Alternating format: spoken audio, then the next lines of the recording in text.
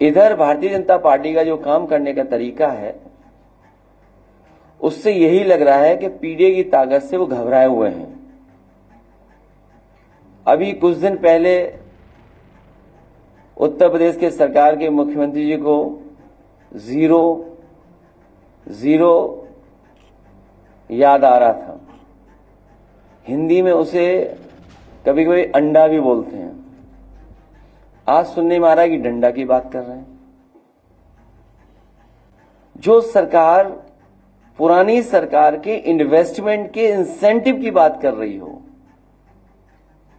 अपने सरकार के इंसेंटिव किसको दिया उसकी बात नहीं कर रही सरकार, क्योंकि उनका इंसेंटिव ही कमीशन है।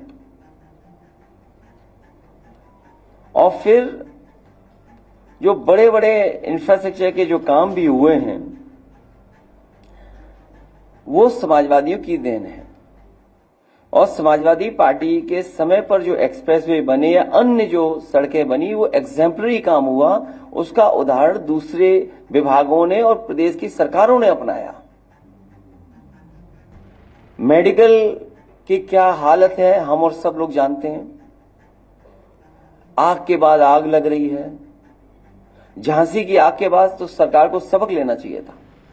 और मैं तो आपसे कहूंगा कि जिस समय ऑक्सीजन के अभाव की वजह से सरकार की मीटिंगों के जो जो फैसले हुए थे, सरकार ने जो जो निर्णय लिए थे, अगर सरकार ने अमल किया होता उन पर तो ना झांसी जैसी घटना होती जहां बच्चों की जान गई, और न ही जो कल रात को देखने को मिला जो बड़े अस्पताल में आग लग गई।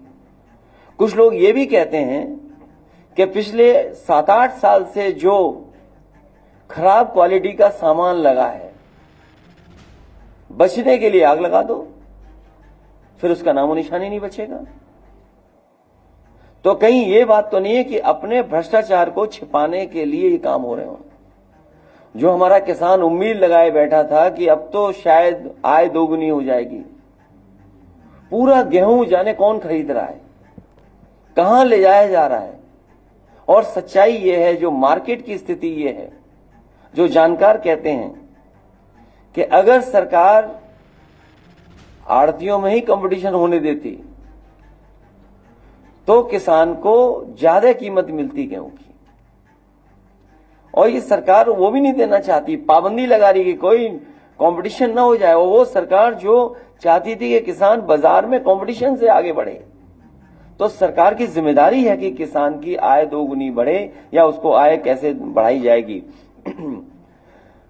जो लोग प्रॉपर्टी बना रहे हैं, जो लोग लगातार प्रॉपर्टी बनाते जा रहे हैं, वो पॉवर्टी जीरो की बात कर रहे हैं। लखनऊ के आसपास हो, गोरखपुर हो, अयोध्या हो, कानपुर हो, आप जानकारी कर लीजिए आखिरकार कौन प्रॉपर्टी बना रहा है। प्रॉपर्टी बनाने वाले जीरो पॉवर्टी की बात कर रहे हैं। ये उसी तरह की बात कर रहे हैं जैसे अभी कुछ दिन पहले ये जीरो टॉलरेंस की बात कर रहे थे लॉ एंड ऑर्डर में, फिर जीरो टॉलरेंस करप्शन की बात कर रहे थे। जब लॉ एंड ऑर्डर जीरो हो गया और आपका जो टॉलरेंस जो बता रहे थे कि जीरो टॉलरेंस इन करप्शन, उसमें इनके आईएएस को भागना पड़ गया। और वो आईएएस सच्चाई है कि वो कहीं ना कहीं मुख्यमंत्री आवास में ही छिपा होगा। कभी किसी ने सुना होगा कि कमीशन के चक्कर में आईएएस भाग रहा है, इंसेंटिव देने वाले कमीशन को लेकर के झगड़ा कर रहे हैं।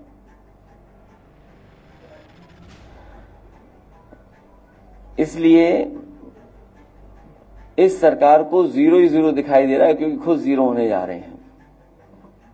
इनके फैसले पहले से ही पता लग जाते हैं। एक जो फैसला अभी होगा उस फैसले में दो चीजें तो हमें भी पता है, एक कार्यवाहक होगा, एक सिंह होगा। बीच में कौन होगा ये नहीं मुझे पता। एक कार्यवाहक होगा और सिंह होगा, बीच में क्या होगा ये नहीं कह सकते। और फिर कल मुख्यमंत्री कह रहे कि मेट्रो बनाई है उन्होंने। अरे आप सबसे पढ़े लिखे लोग हैं, बुद्धिजीवी हैं और लखनऊ के हैं। आप मुझसे बताओ कहां मेट्रो बनाई उन्होंने। कोई मेट्रो बनी हो तो बता दें, किस जगह मेट्रो बनी है? पूरे उत्तर प्रदेश में जो मेट्रो आज बनी और चल रही हैं वो समाजवादियों की देन है, वो भारतीय जनता पार्टी की कोई उपलब्धि नहीं है।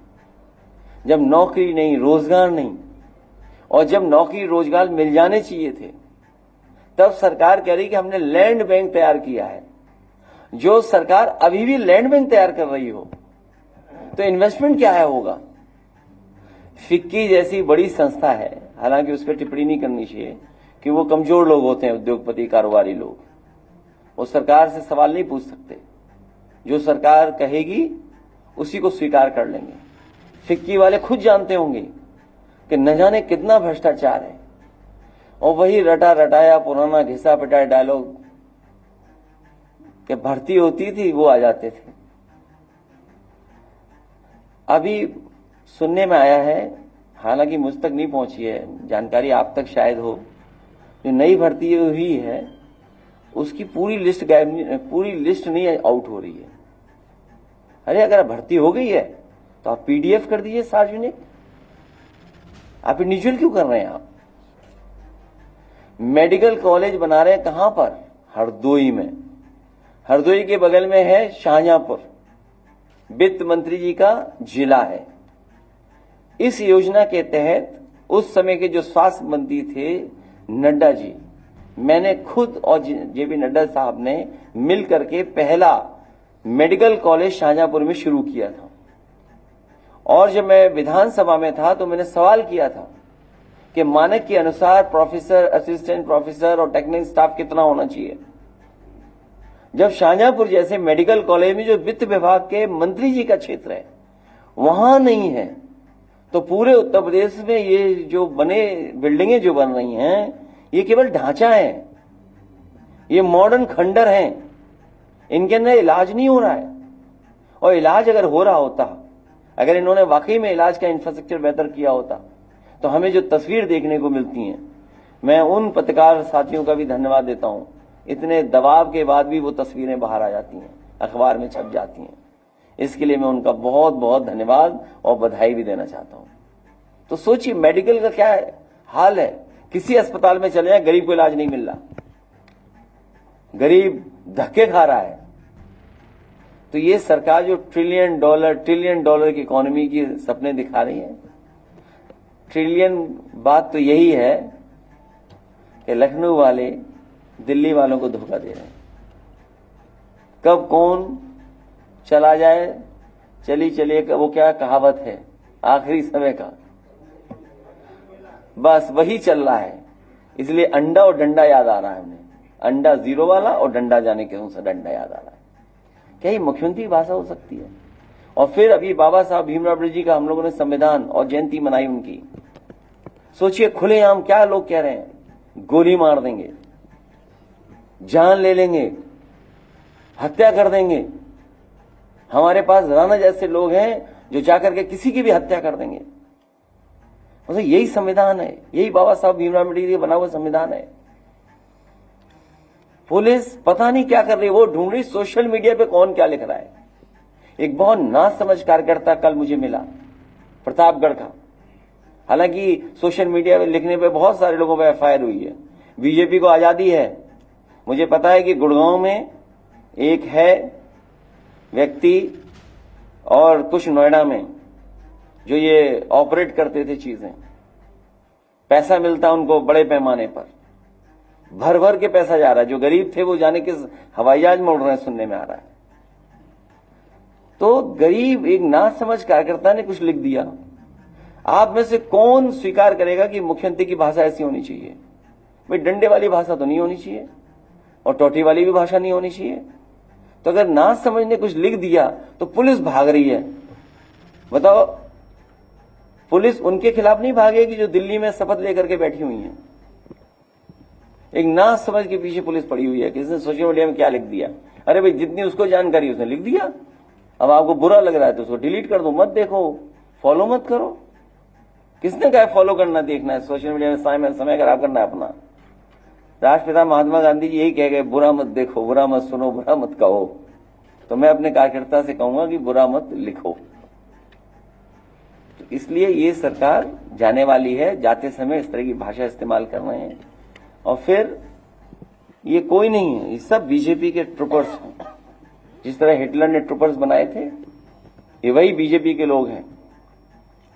और जान ले लो, वो तो जान हम लोगों ने लाइव भी देखी है जाते हुए, हमने सबने देखा है लाइव। बीजेपी की सरकार में कोई भी जान ले सकता है किसी की। तो ये सब बीजेपी करवा रही है, और बीजेपी का स्टेटमेंट भी नहीं कुछ आ रहा होगा। जो लोग हम लोगों को इतिहास फलाने ठिकाने ये पन्ने पलटने की बात कर रहे हैं, इतिहास न पलटे तो ही अच्छा है। सुनने हमारे डीएनए तक की बातें कर रहे हैं। मैंने तो कहा था कि साइंटिस्ट हैं कि मुख्यमंत्री जी, कि डॉक्टर हैं कि मुख्यमंत्री जी, जब नहीं तब डीएनए टेस्ट होना चाहिए। अरे भाई डीएनए टेस्ट क्यों होना चाहिए? तो ये सब इसलिए है क्योंकि इन्होंने किसान की आय दोगुनी नहीं करनी थी, नौकरी रोजगार मिला नहीं, इंसेंटिव आए नहीं, डेवलपमेंट हुआ नहीं, बिजली महंगी है, पूरे उत्तर प्रदेश की जमीन को भूमाफिया खरीद रहे हैं भारतीय जनता पार्टी के लोग। ये सब हो रहा है। इसलिए हमें और आपका ध्यान हटाने के लिए ये सेनाएं भेजी जा रही हैं। सोशल मीडिया पे मैं तमाम कर रहे हैं। मैं उन पत्रकारों को भी बधाई देना चाहता हूं। जब कभी हमें मौका मिलेगा तो उनका बड़ा सम्मान करने का काम हम लोग करेंगे, एक सच्चे पत्रकार का। ईमानदार पत्रकार से तो नाराज हो जाते हैं लोग, लेकिन एक सच्चे पत्रकार जिसने स्टिंग ऑपरेशन कर करके ये बता दिया कि कौन कौन लोग शामिल थे इसमें, कौन कौन रहे लोग शामिल, जिन्होंने इस तरह का प्री प्लान प्रोपेगेंडा करवाया। सोचिए अब उनकी तो पोल खुल गई है, वो समाज में कैसे चल रहे होंगे, घर परिवार के लोगों को क्या बता रहे होंगे। जिस तरह का वो प्रोपेगेंडा कर रहे थे केवल पैसे के लिए, सोचिए। और उसमें ऐसा नहीं कि मुख्यमंत्री शामिल नहीं थे, मुख्यमंत्री खुद शामिल रहे होंगे, क्योंकि पैसे का लेन देन हुआ सुनने में आ रहा है। वो नाम तो सबने खुलासा कर दिया, हम तो जानते ही नहीं थे कौन है। एक सुनने में आया हाइट कम है उस आदमी की,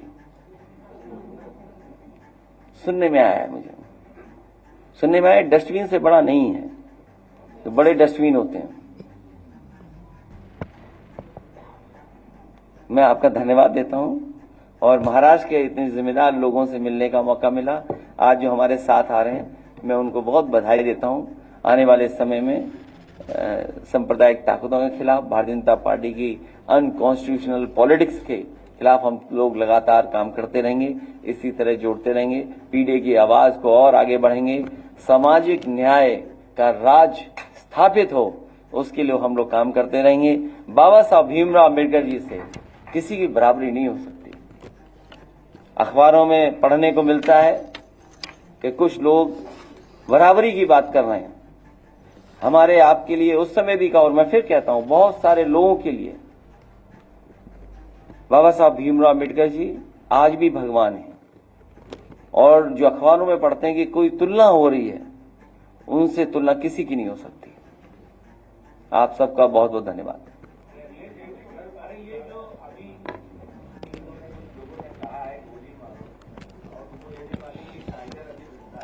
नहीं, वो देखो ये डायलॉग की बात है। देखिए कौन ना समझ, देखिए हाँ चलो हाँ बोल दो।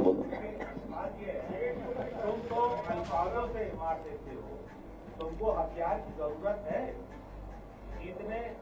जीत ने तुमको अंधा कर दिया, तुमको एक हार की जरूरत है। अभी ये कौन से हैं? क्या चीज? नहीं एक नहीं, इधर से पहले, अच्छा इनका बाद में जवाब दे देंगे, जब याद रहेगा तो बोलेंगे, अगर ना जवाब दे तो याद कर दिला देना। एक बहुत महत्वपूर्ण विभाग है जिसका काम है zero tolerance law and order के लेकर के। जो घटनाएं हो रही वो आप और हम सब लोग जान रहे हैं। आजमगढ़ जहां से हम लोग लौटे हैं, एक दलित नौजवान को पीट पीट करके सरकार और पुलिस ने मार दिया। दलित था, और बता रहे हैं कि उसने नाड़े से एक पतली रस्सी से फांसी लगा ली। कैसे आप यकीन करोगे पुलिस की बातें। बस्ती जिले में उपाध्याय एक नौजवान था, कुछ लेन देन की शिकायत थी, पुलिस कह रही थी इतना पैसा दे दो। बाद में पता लगा पुलिस ने कहा 5,000 रुपए दे दो। वो 5,000 रुपए नहीं जुटा पाया, इतना मारा कि उसकी भी जान चली गई। अभी प्रयागराज से सुनने में आया कि एक दलित परिवार का एक नौजवान, कुछ कहा सुनी हो गई, करछना विधानसभा कुछ कहा सुनी होगी, कुछ लेन देन का पुराना एक दूसरे का साथ था, इतना मारा, जला दिया। बताओ आप, आदमी जला दिया। ये कोई घटनाएं मामूली है क्या? आप सोचिए आप। तो उसी विभाग के जो मुखिया बनते हैं वो अभी तक तो कार्यवाहक बनते आए हैं।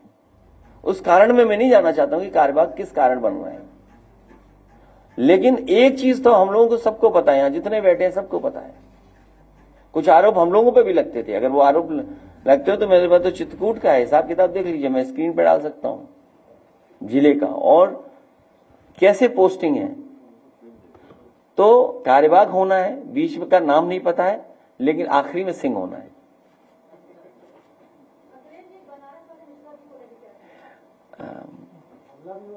जिन पे वार हुआ उन्हीं को जेल भेज दिया। सोचो, वार जिस पे हुआ उसी को जेल भेज दिया। मिश्रा जी कम से कम बोल तो रहे हैं, उन्हें सजा बोलने की मिली है। जैसे किसी को खाता नहीं भाता, हाथा नहीं भाता, हाथा तो समझ रहे होंगे ना, हाथा ही नहीं भाता, किसी को पसंद ही नहीं है, तो समझ लो यही बात है कि मिश्रा जी क्योंकि सरकार के खिलाफ समय समय पे कुछ बात कह दे रहे थे। भाई जेल तो उसको जाना चाहिए था जिसने कहा करनी सेना का कौन साथी है कि हम लोग जान ले लेंगे, मार देंगे, गोली मार देंगे। भाई ये जो साथी हमारे पत्रकार पूछ रहे हैं, ये सीरियस बात है।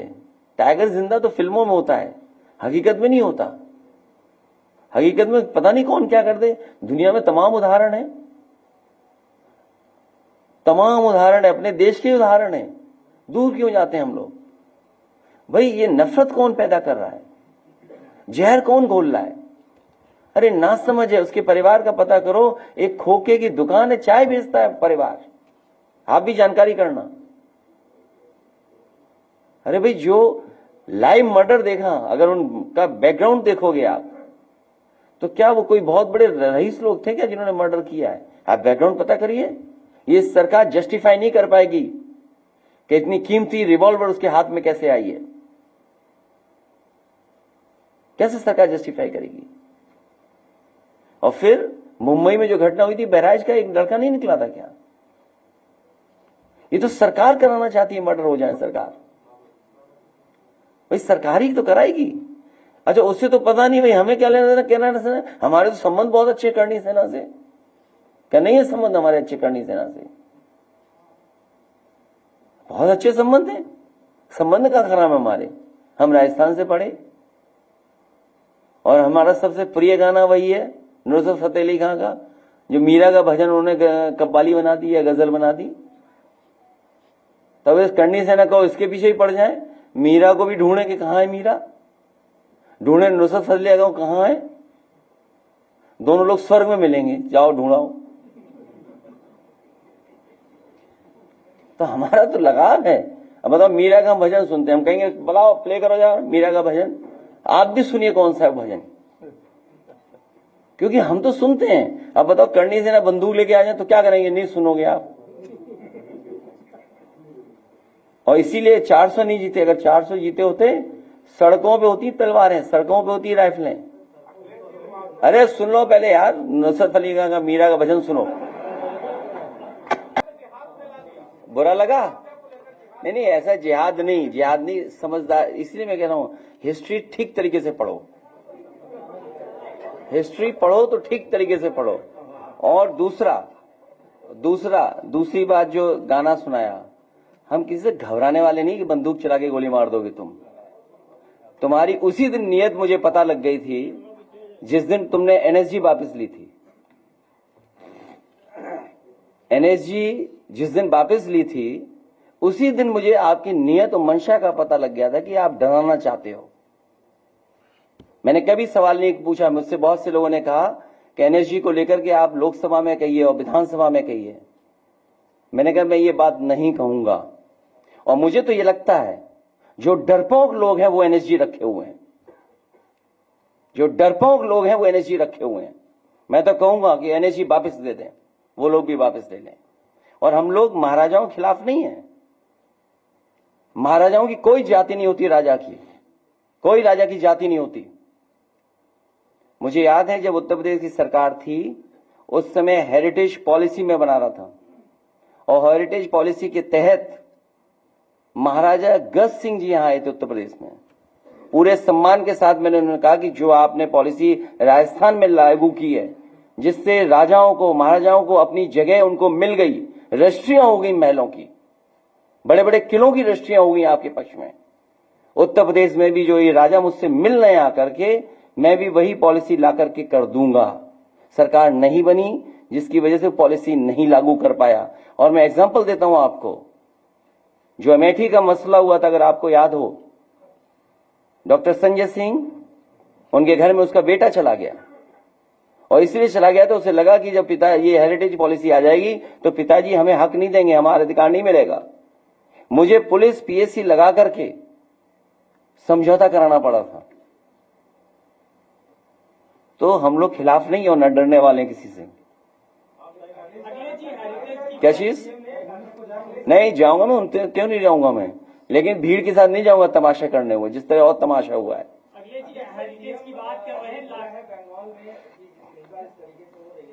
और यहां पर जो मुख्यमंत्री जी डंडा मारने की बात कर रहे हैं,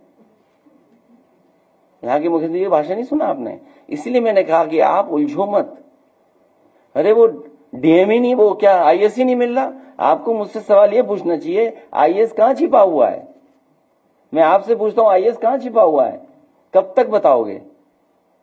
अभी तक बता दो, परसों तक बता दो, आज तक भी न्यूज ही नहीं चल रही है। ये कौन से में पूछ रहे हैं मुझसे सवाल? आज तक के ही हो ना? तो मैं अपने आज तक के भाई से कहना चाहता हूं कि भाई एक आईएएस खो गया है, उसकी भी न्यूज चलाओ, और किसान की आय दोगुनी हो उसकी भी बात करो। ये जो मंडियां नहीं बन पा रही, ये जो एक्सप्रेस वे पे मंडी बनी, बड़ा दुख होता है मुझे। आप बताओ, पूर्वांचल एक्सप्रेस वे देखिए, इतने छोटे छोटे बाथरूम बनाए हैं, और आप आगरा लखनऊ एक्सप्रेस वे में देखिए।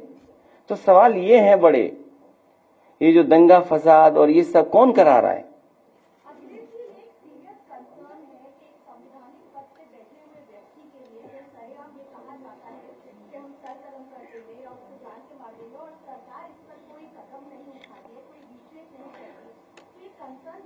देखिए, कंसर्न कुछ नहीं है। मैंने आपसे कहा कि रात को सुबह मुझे एक अधिकारी आए, बड़े एक सीनियर ऑफिसर थे वो एनएसजी के, वो मेरे पास आए। उन्होंने कहा कि आज से आपको एनएसजी नहीं मिलेगी। तो मैंने स्वीकार कर लिया कि एनएसजी नहीं मिलेगी। तो मैं नियत मंशा उसी तरह समझ गया था। बीजेपी ऐसा दल है, अगर उसकी एक आंख फूट रही हो और दूसरे की दो फूट जाए तो अपनी भी फूट सकते हो।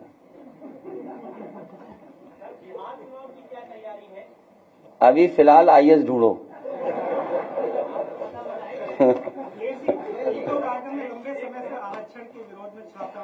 देखिए, उन्हें ये सरकार आरक्षण नहीं देगी, आरक्षण नहीं देगी। आरक्षण के साथ खिलवाड़ हुआ है, और पहले दिन से खिलवाड़ हुई। मैंने कई बार एग्जाम्पल दिया इसी जगह पर, और विधानसभा में भी एग्जाम्पल दिया। जिस भर्ती के बारे में कल मुख्यमंत्री जी कह रहे थे फिक्की में, जो मेरिट से भर्ती हम लोगों ने की थी, मेरिट की भर्ती में जब बच्चे हो गए, रिजल्ट निकल गया, क्योंकि हाई कोर्ट सुप्रीम कोर्ट में इश्यूज थे। और इशू क्या थे? कुछ लोग भारतीय जनता पार्टी के समर्थक लोग कोर्ट गए थे, वो रिजल्ट डिक्लेयर नहीं होने दे रहे थे। हम लोग सुप्रीम कोर्ट गए, बच्चे सुप्रीम कोर्ट गए। जब सुप्रीम कोर्ट का आदेश हुआ और उससे रिजल्ट डिक्लेयर हुआ, तो रिजल्ट डिक्लेयर होने पर जो पुरानी आरक्षण की व्यवस्था थी उसके तहत आरक्षण मिला था, और वो लिस्ट जारी हो गई। इस सरकार की नीयत ये थी कि उस आरक्षण को नहीं लागू करेंगे। उन्होंने आरक्षण की व्यवस्था बदल दी, जो नए आरक्षण की व्यवस्था थी वो लागू की। उसमें 1700 लड़के पिछड़े, दलित और आदिवासी नौकरी से बाहर हो गए थे। तो इसलिए साथी मैं कहना चाहता हूं कि इनकी नीयत नहीं है, पहले दिन से ये नीयत रही है कि आरक्षण खत्म हो। और हम तो एक कदम आगे बढ़ेंगे। ये जो बड़ी बड़ी कंपनियां हैं प्राइवेट में, इसमें भी आरक्षण लागू होना चाहिए। मांग हम लोगों ने पहले भी की है, और अगर आपको कॉम्पिटेंट लोग चाहिए तो हम उनके लिए ट्रेनिंग इंस्टीट्यूट बनाएंगे। क्यों नहीं ट्रेनिंग इंस्टीट्यूट बने? जैसा आपको बच्चा चाहिए, जिस ट्रेनिंग का चाहिए, हम वैसा आपको देंगे, उस इंस्टीट्यूट से देंगे, लेकिन आरक्षण दीजिए आप। Akhilesh ji, one nation one nation क्या बोलेंगे आप? नहीं तो पंचर कौन, तुम जोड़ोगे फिर? तो इसका मतलब ये हुआ वो पंचर नहीं जोड़ेंगे, तो पंचर कौन जोड़ेगा?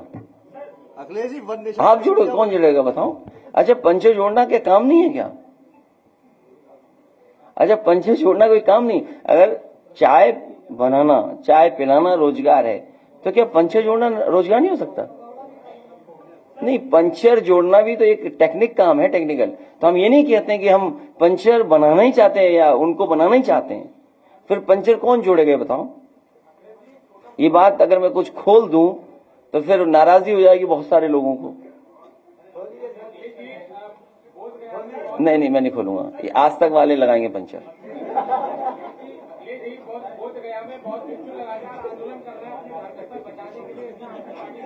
नहीं इसलिए, अच्छा बंगाल से क्या लेना देना? हम ममता जी के साथ है, खत्म बात। वहां जो कुछ कम्युनल टेंशन हो रही है वो सब बीजेपी करा रही है। हमने मुजफ्फरनगर में नहीं देखा क्या? या यूपी में जो घटनाएं होती नहीं देखा? मैंने अपने तालग्राम में देखा, बीजेपी के नेता ने, बीजेपी के कार्यकर्ता ने एक जानवर का मांस कटवा के मंदिर में डाला और उसमें 17 बीजेपी के लोग जेल गए थे। आप लोगों ने न्यूज ही नहीं चलाई, तब कहां था आज तक? अगर एक भी न्यूज चलाई हो तो बता दो। आप आए हो, आप बताओ ना, न्यूज चलाई आपने? जब 17 बीजेपी के लोगों पे एनएसए लगा, जेल गए, आपने न्यूज ही नहीं चलाई। नहीं नहीं, आज तक तो था, ये तो चलो नए आए हैं, रहे तो उसी चैनल में होंगे। अच्छा मेरी मदद करो, अच्छा बड़ा चैनल है, मेरी बड़ा चैनल है, मेरी मदद ये करे कि जो, हालांकि एक चैनल है उसकी तो ये समर्थक क्या, उसका समर्थन कैसे करेंगे? स्टिंग ऑपरेशन जो हुआ उसी में हम लोगों की मदद कर दो थोड़ी बहुत, कि कौन दोषी अधिकारी थे उनके नाम जारी कर दो, जो नाम आए हैं उनका नाम जारी कर दो, बस एक स्ट्रिक चल जाएगा, हाँ इनके नाम थे, इनके नाम थे।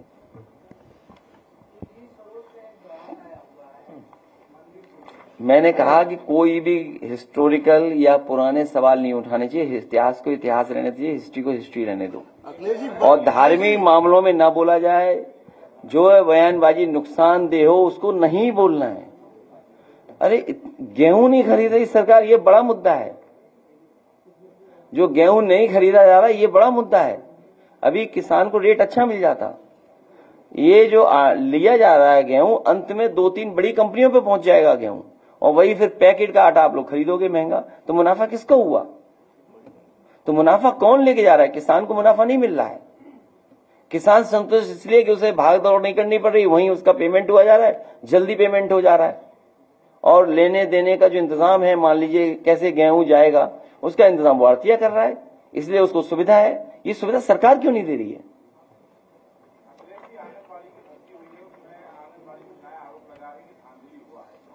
अभी मेरा एक पत्रकार साथी मिला था आजमगढ़ में, उसने बताया कि जितनी भर्ती हुई सब एकदम फ्रॉड भर्ती हुई है। तो मैंने उसका सूची दे देना मुझे। अरे तुम यार लाखों में रहो, गरीब आदमी हो, क्या तुम रिश्वत ले रहे हो यार?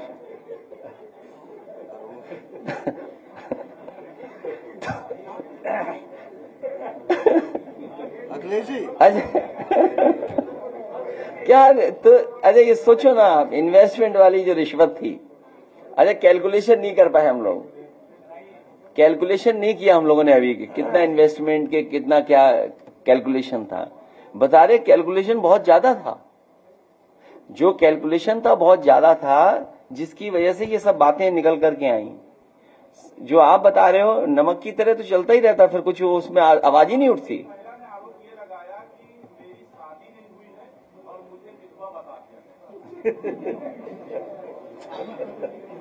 तो ये तो सुधार हो जाएगा, उसमें कोई बात नहीं।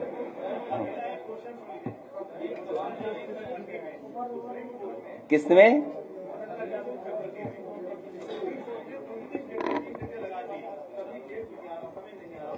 मैं कह चुका हूं। हाँ ठीक है, कह देना।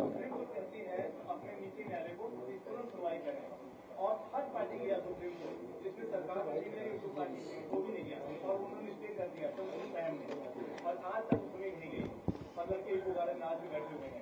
मैं फिर बात दोहराता हूं, सामाजिक न्याय राज की स्थापना के लिए हम सब लोगों को मिलकर के काम करना पड़ेगा, तभी ऐसी समस्याओं का समाधान होगा। लो, फिर नहीं सुना तुमने? मैं आप सबसे कहना चाहता हूं कि ये जो सवाल उठाया है, ये सवाल एकदम जेन्युइन सवाल है और बहुत सारे बच्चे बहुत दिनों से संघर्ष कर रहे हैं और 69,000 के बच्चों ने कोई मंत्री नहीं छोड़ा, अधिकारी नहीं छोड़ा जिसके सामने न गए हों, मुख्यमंत्री न छोड़े हों, किसी सभा में न छोड़े। उन्होंने भी सोचा शायद समझदारी होशियारी से भी उनके समस्या का समाधान हो जाएगा। उन्होंने भी अलग अलग ग्रुप बनाए और अलग अलग ग्रुप बना करके अलग अलग लोगों से मिलने करके कोशिश की कि शायद समाधान हो जाए। बीजेपी वालों से भी ग्रुप मिलता था, हम लोगों से भी ग्रुप मिलता था, और जगह भी मिलता था, लेकिन वो भी होशियारी काम नहीं आई, क्योंकि ये सरकार की नियति नहीं है न्याय देना, आरक्षण देना, हक देना या संविधान में जो व्यवस्था है उसके तहत चलना। इसीलिए मैं आपसे कह रहा हूं कि सामाजिक न्याय के राज की स्थापना के लिए, सामाजिक न्याय राज के लिए हम सब मिलकर के काम करें, तभी न्याय मिलेगा। अखिलेश जी,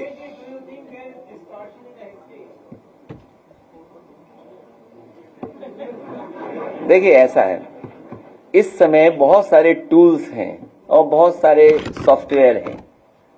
हम आप कुछ भी बोलें, राजनीति को लेकर के कुछ छिपा के बोलें, सही ना बोलें, सच ना बोलें, लेकिन ऐसे प्लेटफॉर्म्स हैं जो आज सच बता रहे हैं। किसी भी एआई प्लेटफॉर्म पे आप जाएं और टाइप कर दें और चीजें जानना चाहें, और जो बुक्स हैं उनको तो आप नहीं नकार सकते ना, जो बुक्स छपी हैं हिस्ट्री में हम तो नहीं जा सकते ना वापिस लौट करके। तो मैंने इससे लिखा राजाओं की कोई जाति नहीं होती है। देखिए राजाओं की कभी जाति नहीं हुई है। आप कहीं का राजा उठा लीजिए, कहीं किसी राजा में जाति नहीं मानते राजा लोग। राजा राजा होता है और पावर की लड़ाई में क्या हो रहा है, वो इतिहास में क्या लिखा हुआ है, हम कैसे उस बात को आज इंटरप्रेट कर दें, लेकिन इतिहास नहीं बदला जा सकता है। हाँ, इतिहास को इतिहास रहने दें अगर वो इतिहास हमें सही रास्ते पे न चलने दे रहा हो, जो प्रोग्रेसिव बात न होने दे। इसलिए उस इतिहास को इतिहास ही रहने दें, उस पर हमें आपको चर्चा नहीं करनी चाहिए। चर्चा टीवी वाले करें जिन्हें वो टीआरपी चाहिए हो, लेकिन अगर समाज बनाना हो उधर आज तक नहीं चले गए क्या? अरे नहीं जाएंगे, इनसे नाराजगी थोड़ी हमारी। नहीं, इनसे नाराजगी नहीं है। नहीं, इससे कोई नाराजगी नहीं है। नहीं, बात वो नहीं है, नाराजगी नहीं है इनसे। नहीं, इनसे कोई नाराजगी नहीं। देखिए ऐसा है, हम भी मजबूरियां समझते हैं। जो हमारे नीचे काम कर रहा होगा वो हमारे गुण गाएगा।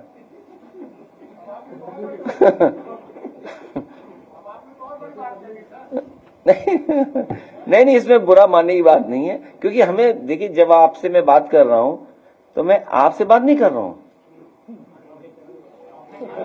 उन्हें समझना चाहिए क्या कह रहा हूं मैं। आपसे नहीं हमारा कुछ है, आपके साथ साथ बीजेपी वाले भी समझ लें कि अब बताओ तुम झूठा प्रचार कर रहे हो। बताइए, शोभा देता है किसी आईएएस को? आईएएस इसलिए बनते हैं, आपकी एकेडमी में इसलिए रहते हैं। और मुझे याद है एक ट्वीट और आया था, वो बोलना नहीं चाहिए मुझे, लेकिन फिर मैं बोल रहा हूं कि वो पर्दा हटाने वाला ट्वीट आया था कि कुछ लोग पर्दे से पता लग जाता है हटा ले जाते हैं। हम इतने गरीब नहीं हैं। हैं? किसमें? भोपाल का एक खबर है, 17 करोड़ रेमडेसिविर इंजेक्शन को डिप्लॉय करने के लिए 18 लाख रुपए खर्च किए, जबकि ऑक्सीजन कमी से। तो क्यों लाखों की बात कर रहे हो तुम यार? देखो क्या है, फिर सुना, फिर ठीक है, आप सही कह रहे हो। ये हुआ होगा, इस तरह का कुछ घोटाला हुआ होगा, इसमें कोई दो राय नहीं है। हमने तो यहां तक कहा था, जिसके लिए हमें बहुत दिनों तक सुनना पड़ा था, बहुत दिनों तक ये सुनना पड़ा था। जब मैंने ये कहा था, और मैंने यूं नहीं कहा था, जिस तारीख को कहा था आप पता करिएगा, जिस तारीख को कहा था आईसीएमआर ने अप्रूवल कैसे दिया था, क्योंकि किसी साइंटिस्ट से मेरी बात हुई थी। मैंने साइंटिस्ट से पूछा कि जो आईसीएमआर अप्रूवल दे रहा है, क्या आपने वो लगवाई है वैक्सीन? तो साइंटिस्ट ने मना कर दिया था कि उसने नहीं लगवाई है। सोचिए, जो अप्रूवल दे रहे हैं साइंटिस्ट वो खुद नहीं लगाए हैं। तभी मैंने कहा था। अब आप पिछले 2 महीने का, कुछ लोग कह रहे हैं, हो सकता है चर्चा में आपके बीच में भी आया हो, कि 2 महीने का डेटा यूपी का निकाल लो, हार्ट अटैक कितने हुए। 2 महीने का डेटा आप निकाल लीजिए, देख लीजिए कि उसकी वजह से कितना। और फिर कुछ रिपोर्ट्स कह रही हैं कि इसके लगने के बाद कैंसर बढ़ रहा है। आप कैंसर पता करिए कितना बढ़ गया है कैंसर। क्या चीज पता नहीं क्या होगा, लेकिन ये पता है जीरो वाले 000 दिखाई दे रहा है उन्हें, जो जीरो होने जा रहे हैं। चलिए, अब धन्यवाद आप लोगों का।